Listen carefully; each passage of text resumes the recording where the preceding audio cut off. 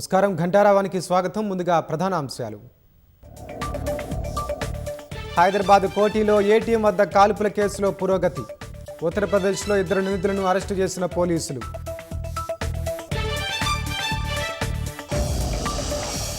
ఖమ్మం వెలుగుమట్ల భూదాన భూముల వద్ద ఉద్రిక్త పరిస్థితులు.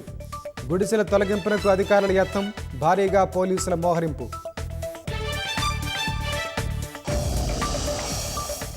అకాల వర్షానికి అన్నదాతల అతలాకుతలం.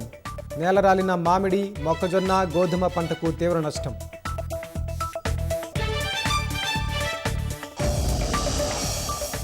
కెరీర్పై ఒత్తిడి చేయడంతో తండ్రిని కడతీర్చిన కుమారుడు.